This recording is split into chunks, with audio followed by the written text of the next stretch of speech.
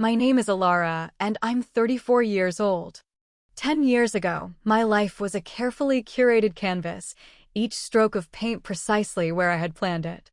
Today, it's a vibrant, chaotic, and beautiful mosaic, pieced together from the fragments of the life I thought I wanted. It all began when my sister, Clara, left her 3-month-old baby on my doorstep and vanished. My parents, when I called them in a panic, were colder than the November wind. She made her bed, my father said, his voice devoid of warmth. She is your burden now. I raised my niece, Maya, as my own daughter, and in the quiet spaces between sacrifice and joy, we built a world that was entirely ours. Then Clara returned, with my parents at her side, to sue for custody, spinning a tale of a daughter stolen from her loving arms. Today, in a courtroom that felt as sterile as an operating theater, I handed the judge a sealed manila folder. His eyes, which had been professionally impassive, widened as he scanned the first page. He looked up at me, then at Clara and my parents. "Do they even know what you have?" he asked, his voice low. I just nodded, a single, deliberate motion. Before I continue my story, let me know where you are watching from in the comments below. Hit that like button and subscribe if you have ever had family betray your trust. Get comfortable, because this story about how I fought for the daughter of my heart will show you what true family really means. Before Maya came into my life, I had everything figured out. At 24, I was an assistant art restorer at the prestigious Port Blossom Museum of Fine Arts, a job that felt more like a calling than a career. I spent my days in the quiet, sunlit conservation studio, surrounded by the scent of linseed oil and old canvas, patiently mending the wounds of time. I was in a 2-year relationship with Leo, a sharp, ambitious financial analyst I'd met at a gallery opening. We had a 5-year plan that included his promotion, my move to lead conservator, and eventually, a minimalist condo overlooking the harbor. Life was a calm, predictable river flowing toward a clearly defined sea. That all changed on a blustery Tuesday night in November. A storm was rolling in off the coast, rattling the old sash windows of my second-floor apartment in the historic district. I'd just gotten home from a long day of painstakingly painting a 17th-century portrait and had settled on my velvet couch with a glass of Merlot and a book. The doorbell buzzed at 9:30, a harsh, intrusive sound. I almost ignored it, assuming it was a courier with a late delivery for the wrong address. When it buzzed again, longer and more insistent this time, a prickle of annoyance sent me to the door. What I found on my worn cord doormat stole the air from my lungs. A modern, expensive-looking infant carrier sat there, its canopy pulled forward to shield its precious cargo from the spitting rain.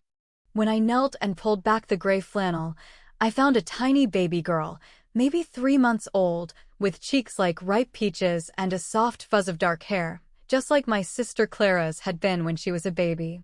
Tucked into the elastic pocket on the side of the carrier was a folded piece of notebook paper. The handwriting, a frantic, looping script I'd known my whole life, was unmistakable.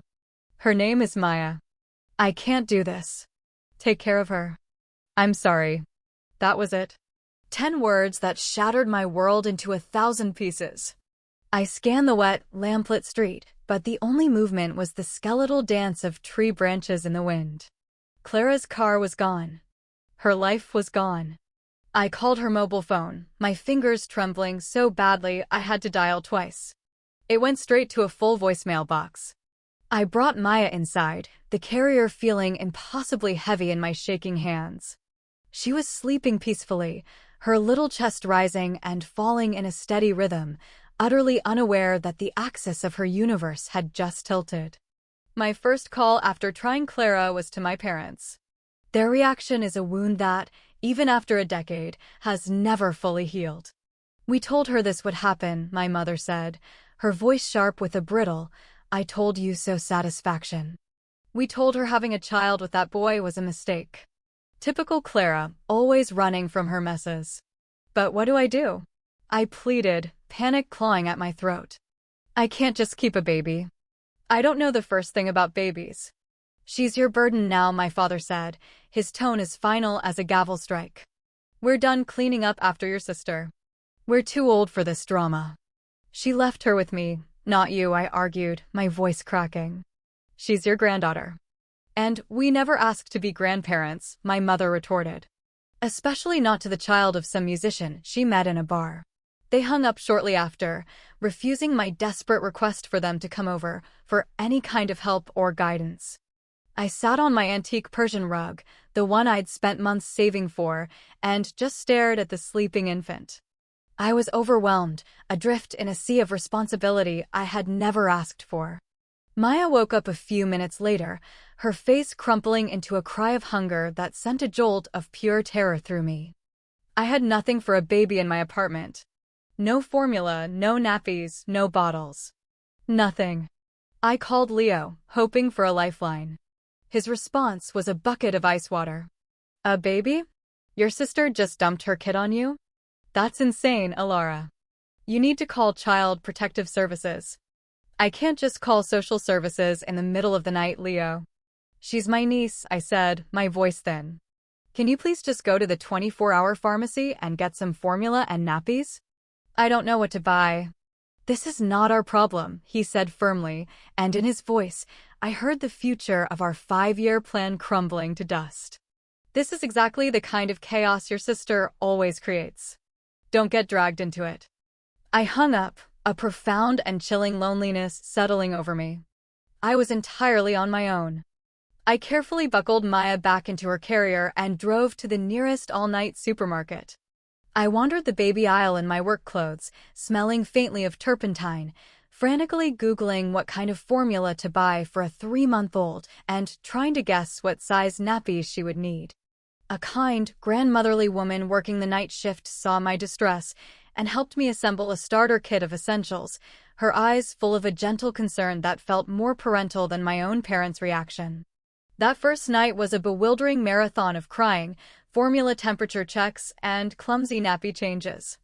I called my supervisor the next morning to request an emergency leave of absence, something I had never done in my 3 years at the museum.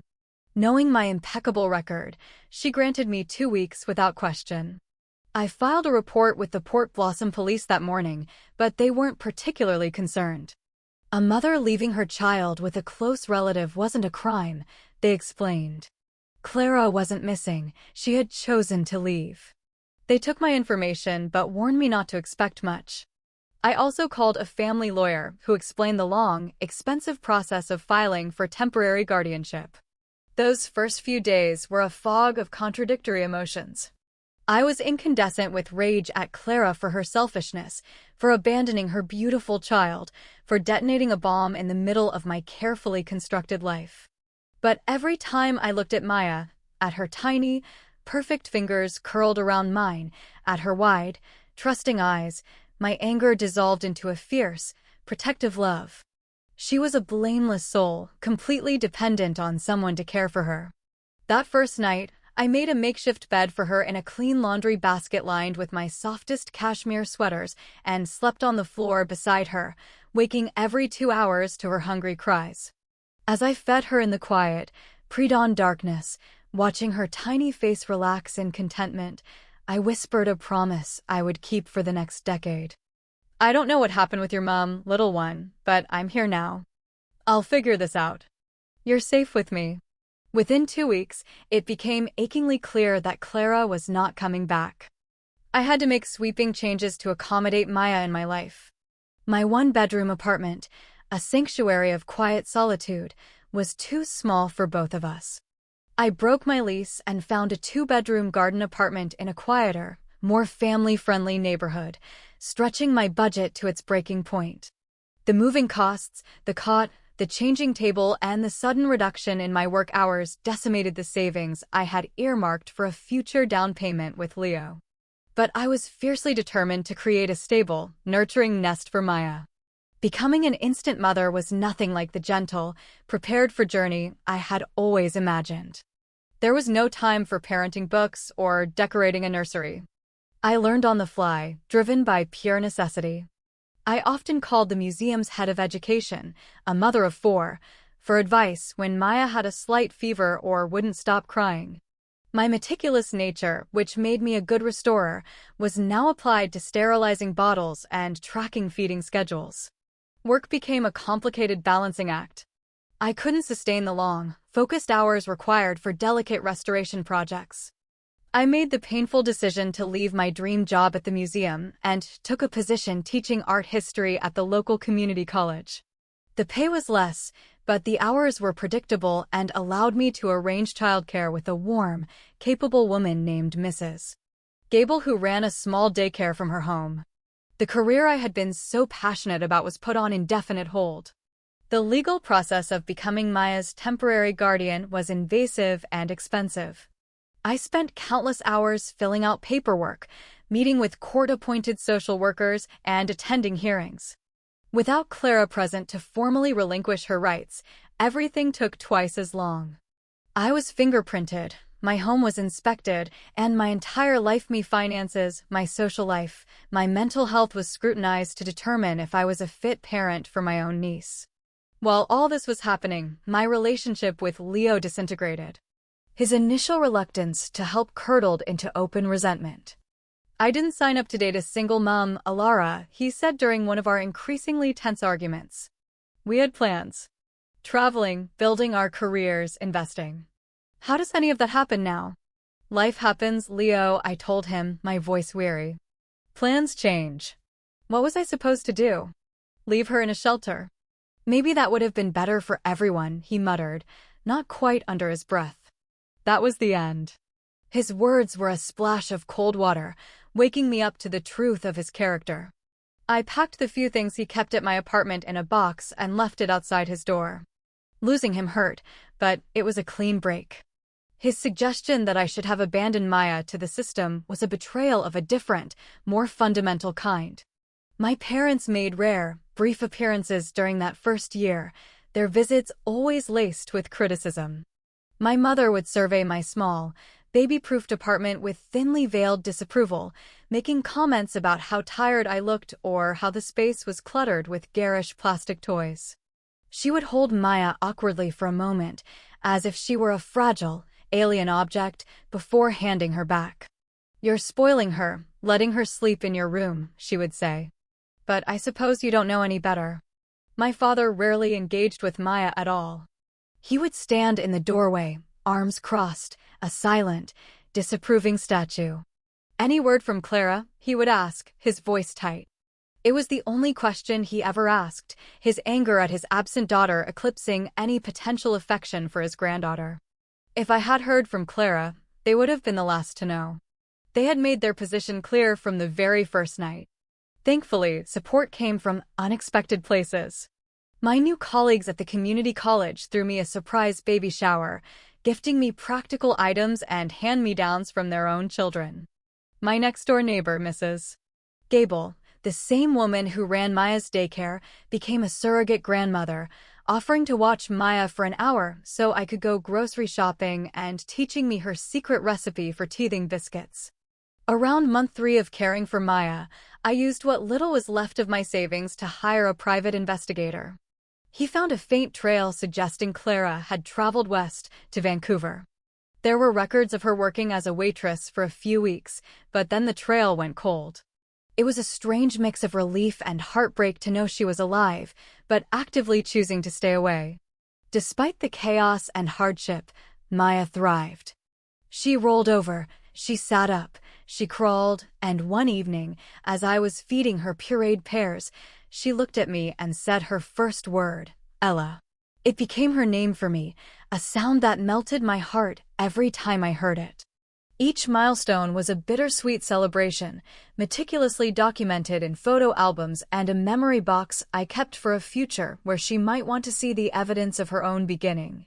In that box, I kept the few items she'd arrived with, including Clara's 10-word note. Maya's first birthday was a small, quiet affair. We couldn't afford a party, but I invited the handful of people who had become our steadfast support system. Mrs. Gable baked a small, perfect carrot cake, my friend from work brought a single mylar balloon, and Maya smashed frosting into her hair while we all cheered. My parents declined the invitation, citing a previous engagement I knew didn't exist. As I tucked Maya into her cot that night, now in her own small room decorated with secondhand furniture and wall decals I'd found on sale, a profound realization washed over me. Despite the stress, the sacrifice, and the loneliness, I could no longer imagine my life without her. In just 1 year, this child who had arrived as a burden had become the very heart of my world. I wasn't just caring for her out of obligation anymore. I loved her with a ferocity that stunned me, as if she had been mine from the moment of her conception. "Happy birthday, my sweet girl," I whispered, kissing her soft, warm forehead. We made it through our first year together. Here's to many, many more. 5 years passed in the gentle, rhythmic blur of seasons changing outside our apartment window. Maya started kindergarten, a milestone that filled me with a dizzying mix of pride and a tender nostalgia for her baby days.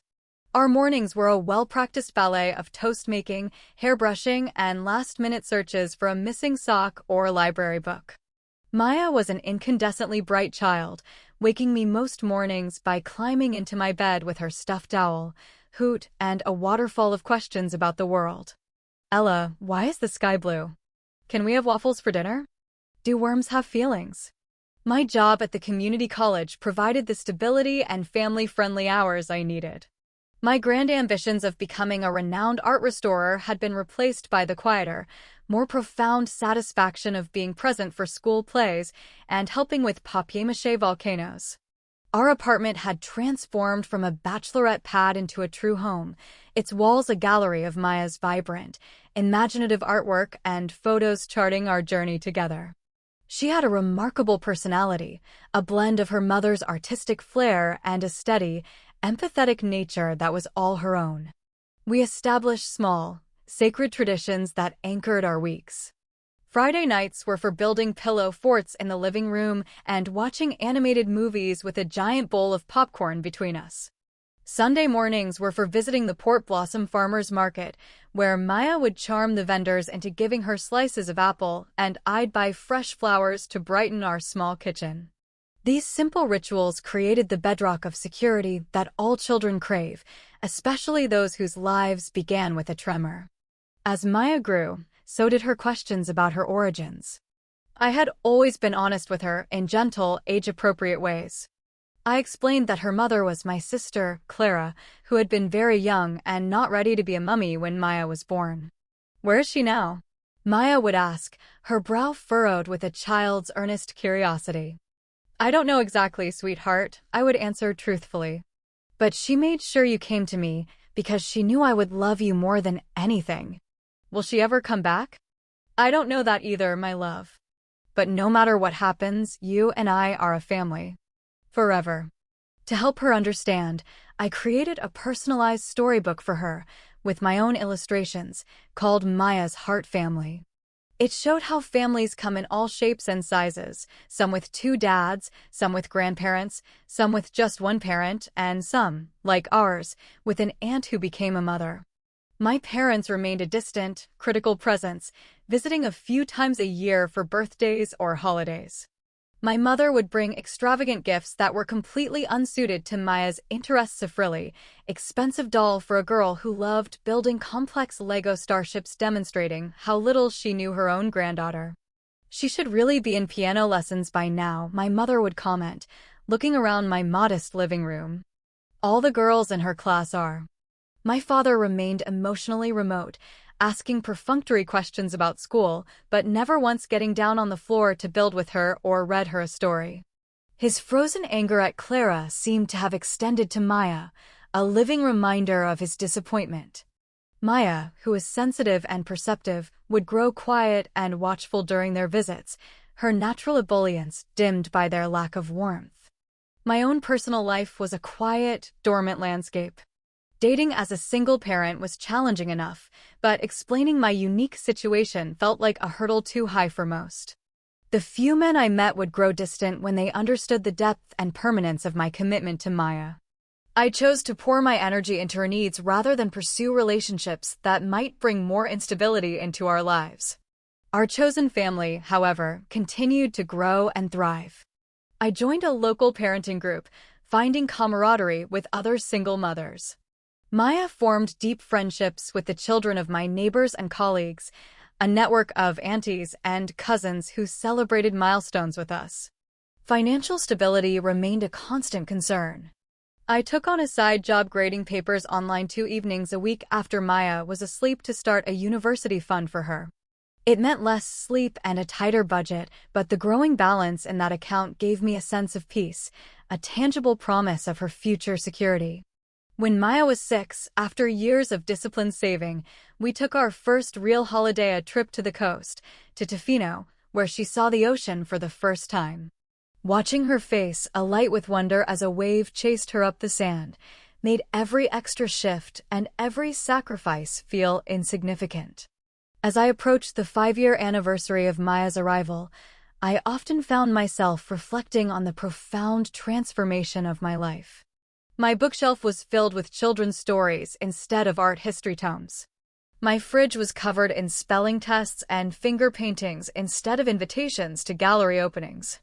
My schedule revolved around playdates and school events. It was nothing like the life I had meticulously planned, yet I couldn't imagine wanting anything else. In the bottom drawer of my dresser, I kept a small, lacquered box. Inside were the letters I had written to Clara over the years, but never sent. They documented Maya's first lost tooth, her funny mispronunciations, her growing love for drawing galaxies and strange creatures, all the small, precious moments a mother should know. I wondered if Clara ever thought of the daughter she'd left behind, if she ever felt a pang of regret, or if she had found whatever peace she was searching for when she drove away into the night. "Look what I made you, Ella." Maya's voice broke through my reverie. She ran into the kitchen, holding up a drawing. It depicted 2 figures, one tall and one small, holding hands inside a giant, wobbly red heart. "Oh, my love, that's beautiful," I said, pulling her into a hug that smelled of crayons and peanut butter. "Is that us?" "Yes," she said seriously. "It's you and me in a heart. Because we're a heart family. My teacher said some families are made from love, not just from being born. And heart families are the most special kind." "Your teacher is very wise," I said, blinking back sudden tears. "We are definitely a heart family," Maya declared with the unshakable certainty of a 5-year-old. "And that's the best kind." I hung the picture on the refrigerator, a vibrant, crayon-drawn testament to the beautiful, unexpected life we had built together. For more years passed in a comfortable, happy rhythm. Maya was 9, a thoughtful and creative 4th grader who excelled in both art and science.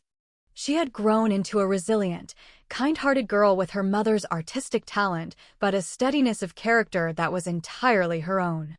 Our life was a quiet melody of school days, summer camps, shared dinners, and laughter.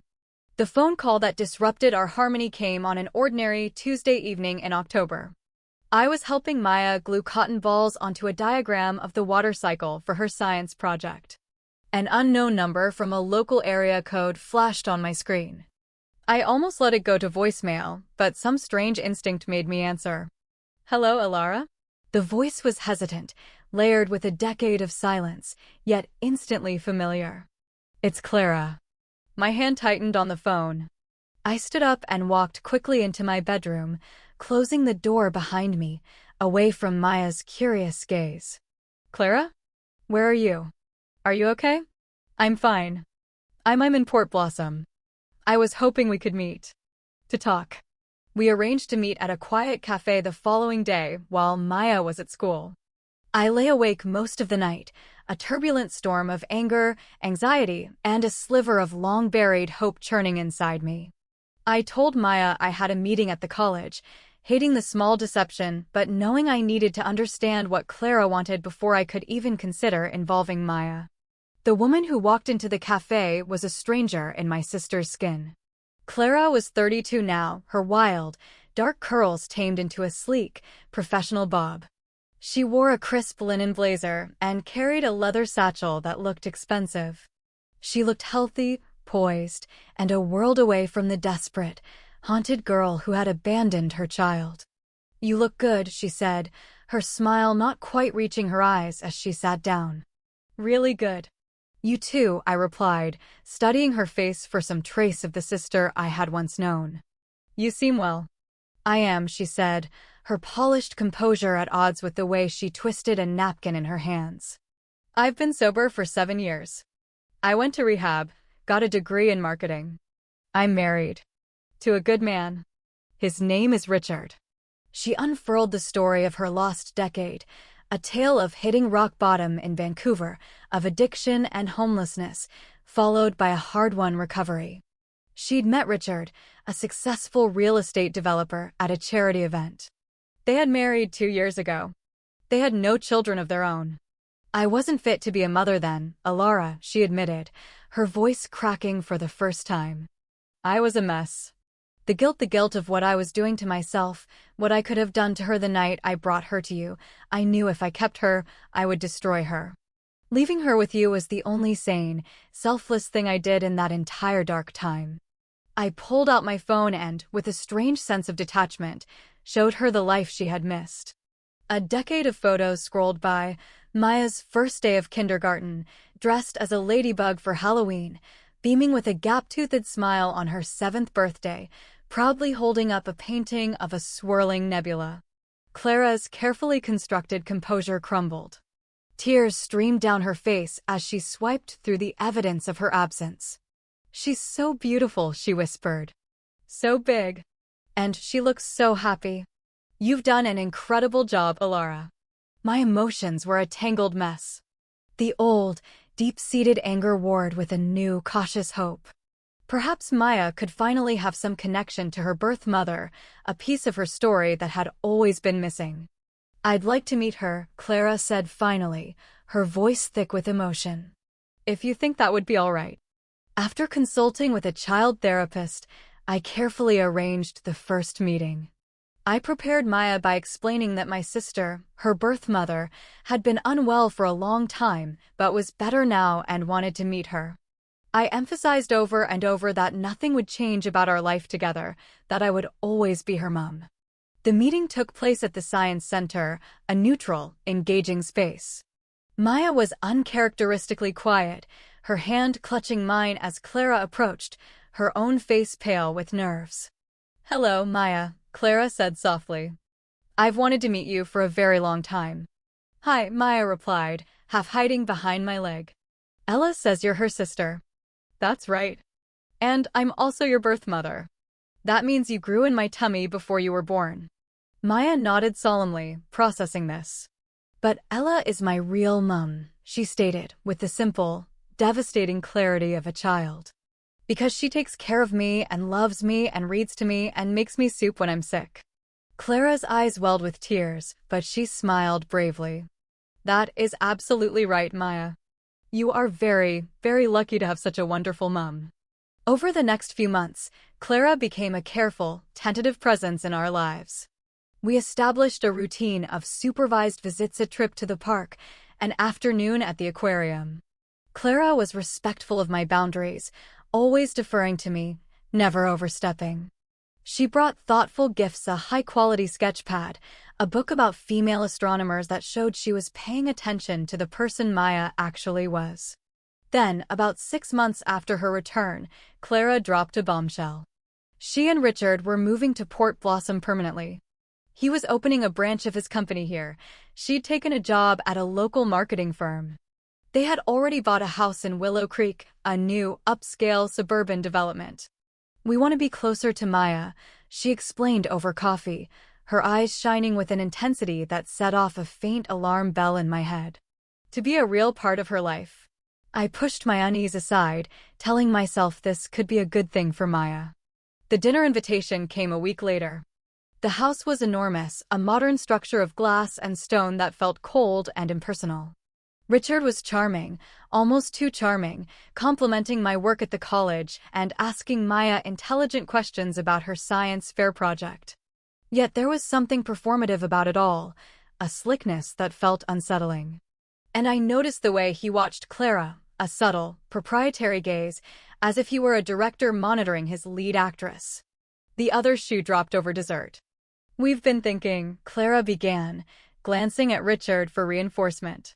Now that we're settled and financially stable, I would like to be Maya's mother again. Legally, I mean. My spoon clattered against my dessert plate. What exactly are you saying, Clara?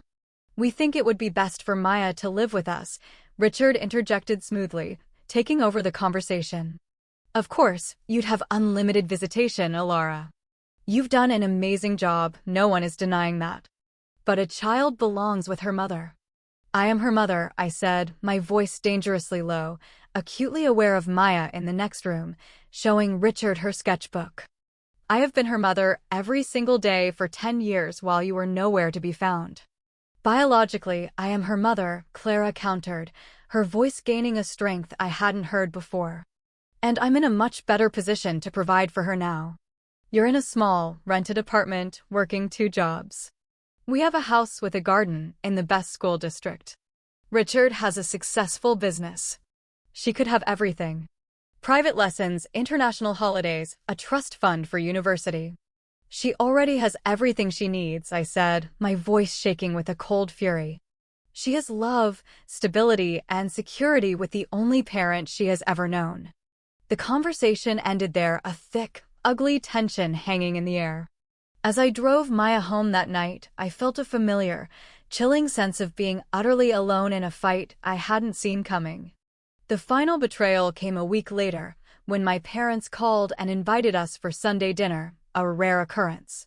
When we arrived, Clara and Richard were already there, looking perfectly at home in my childhood living room. Your sister has told us her plans, my father announced after a strained meal where my mother fussed over Clara as if she were a returning hero. About her recovery, her marriage, her desire to be a proper mother to Maya.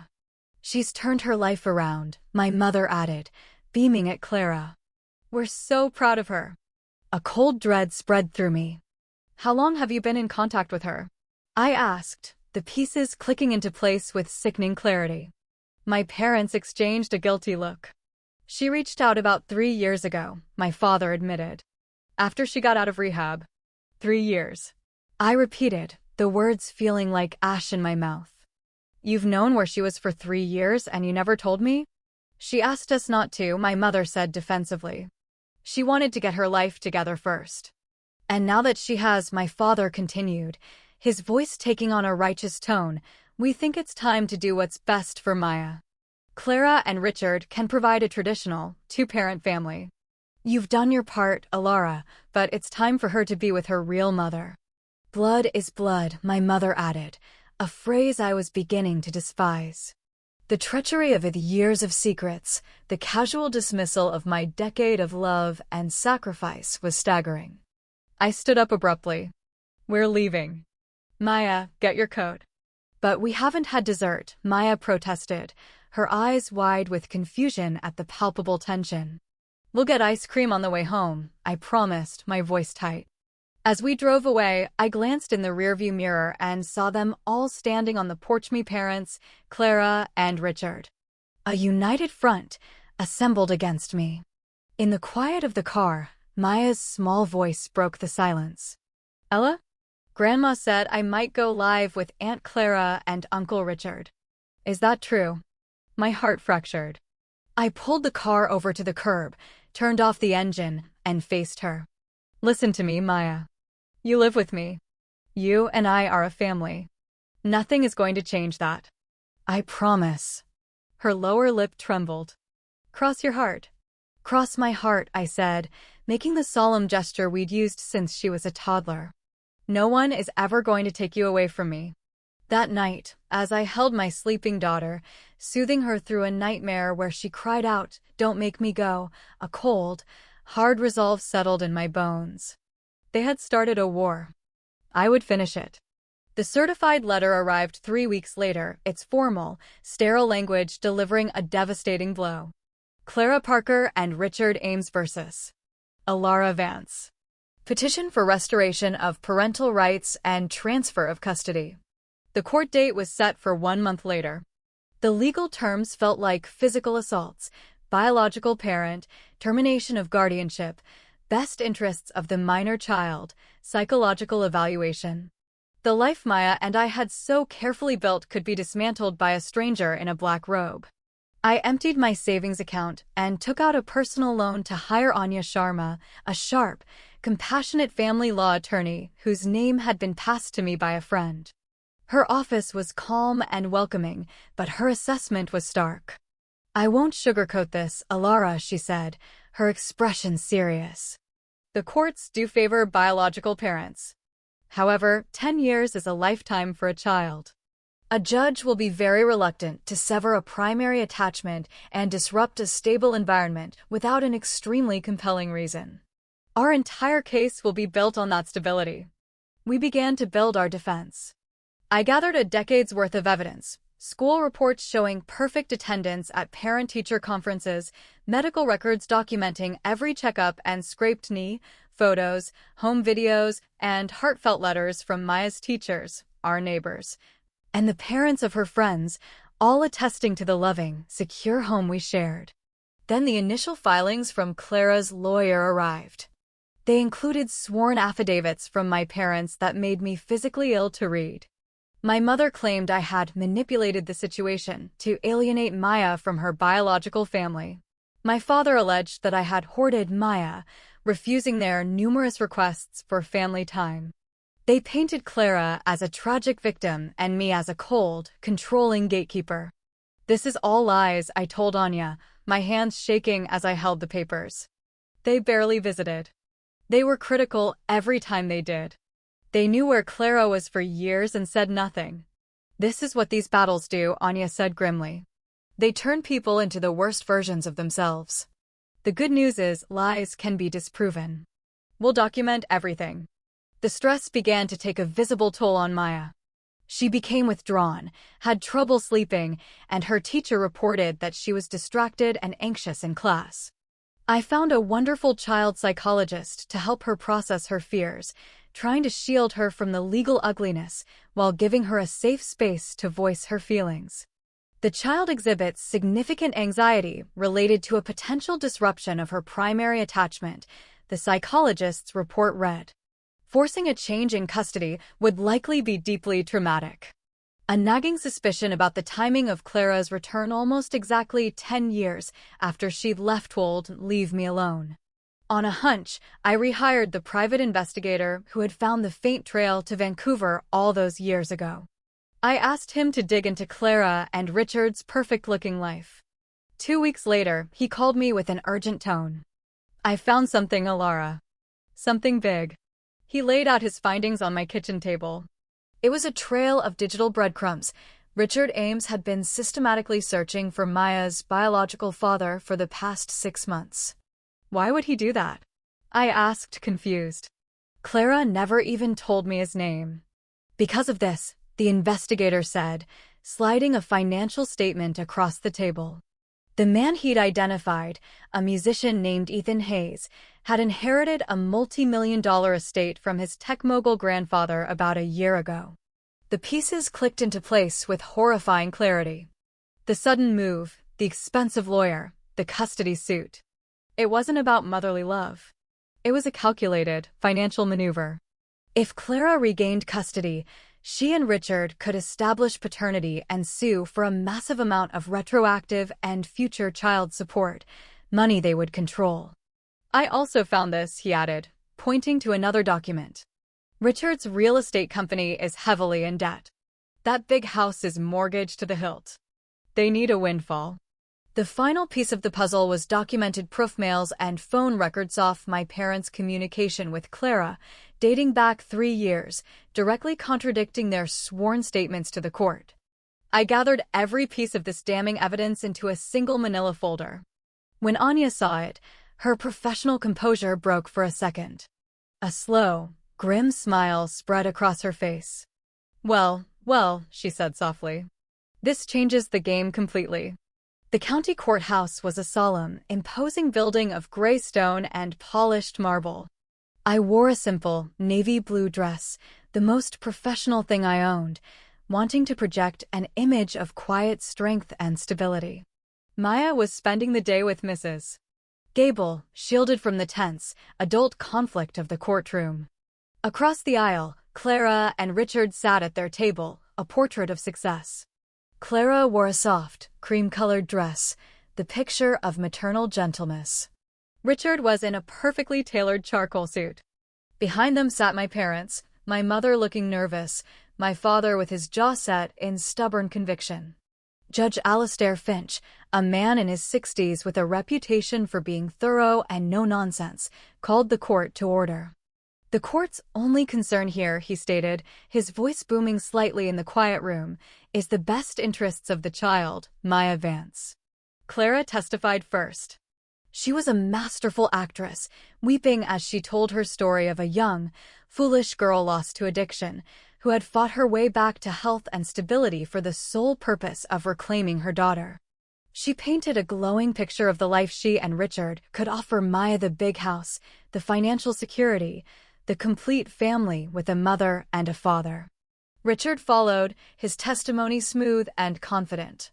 He spoke of college funds, European holidays, and his desire to be the father figure Maya had always lacked.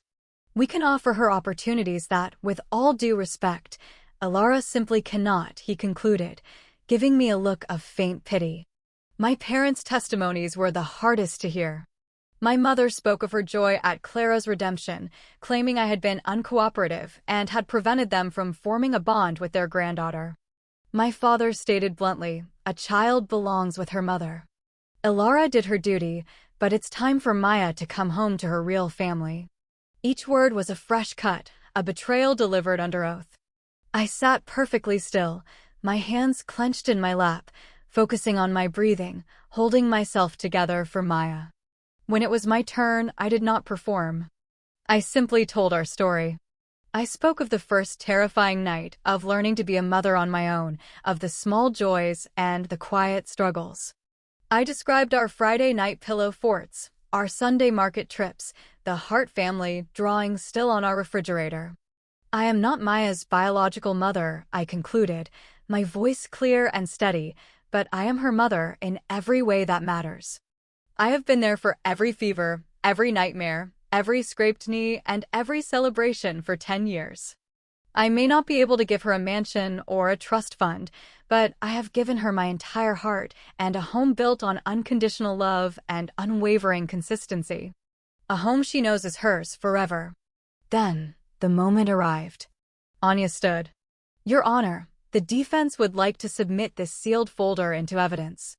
She handed the folder to the clerk, who passed it up to the judge. As Judge Finch opened it and began to read, a visible change came over his face.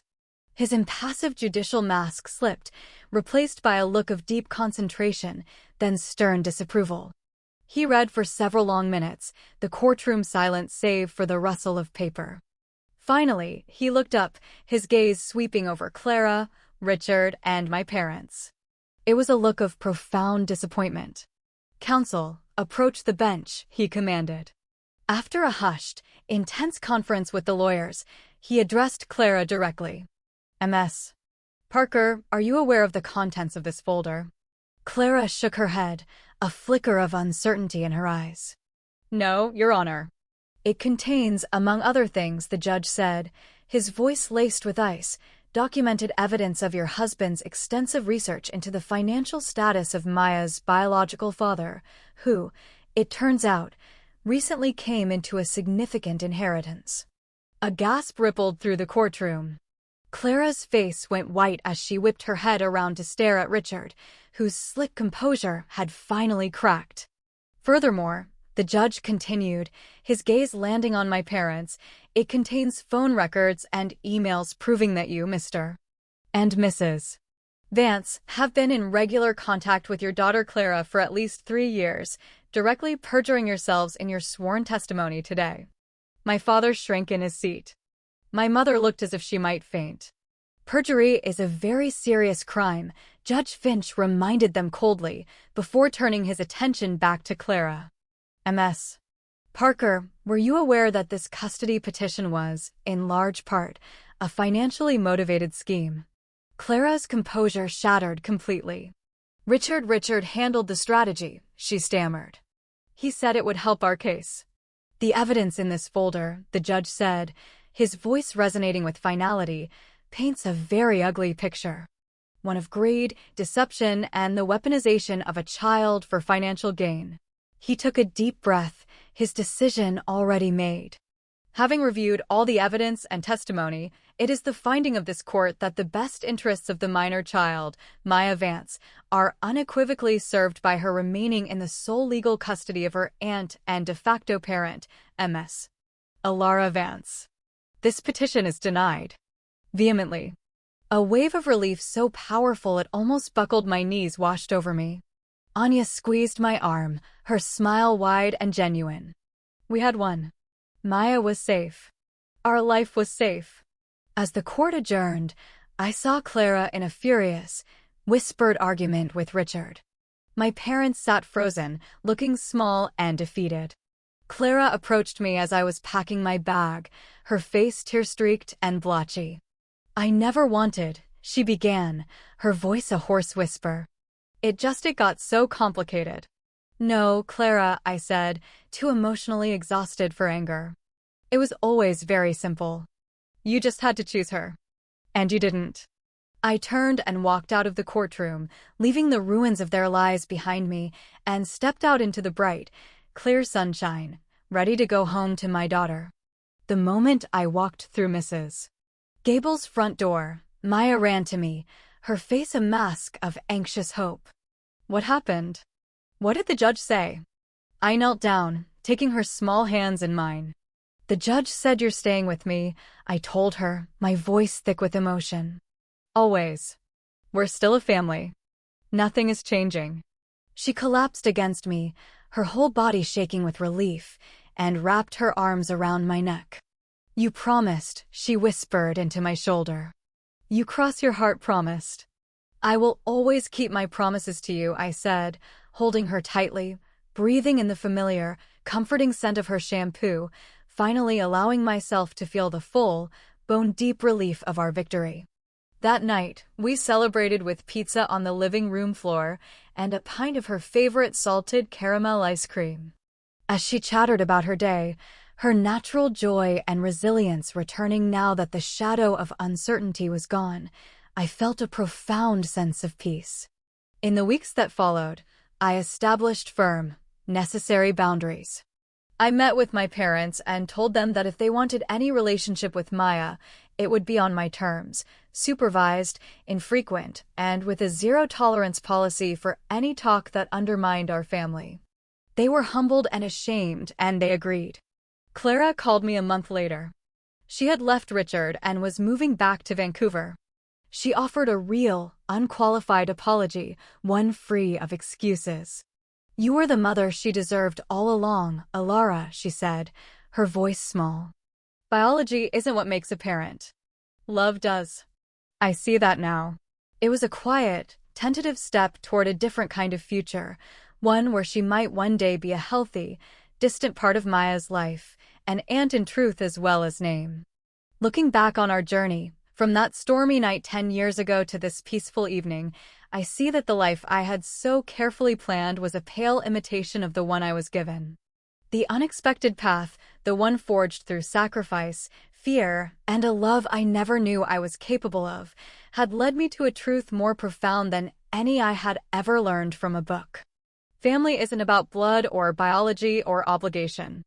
It's about who shows up. It's about who stays. It's about the quiet, daily act of choosing to love someone and the profound gift of being chosen back. Tonight, on the eve of Maya's 11th birthday, she gave me a homemade card. Inside, in her beautiful, careful handwriting, she had written, "To my mum, who chose me every day. Thank you for being my real mum. Love makes a family, and you are my family." As we sat on our little balcony, watching the city lights begin to twinkle below, she leaned her head on my shoulder. "Ella," she said thoughtfully, "do you ever wonder what would have happened if Aunt Clara hadn't left me with you?" "Sometimes," I admitted, stroking her hair. "But then I think about all the Friday night forts and Sunday markets and bedtime stories we would have missed, and I know, with all my heart, that I wouldn't change a single thing." She nodded, a contented sigh escaping her lips. "Me too. What has your experience been with family that extends beyond blood relationships? Have you ever had someone in your life who became family through love and choice rather than biology? Comment below and share your story. If this journey of unexpected motherhood touched your heart, please like and subscribe to hear more stories about the true meaning of family. And remember to share this with someone who might need to be reminded that family is defined by love, not DNA.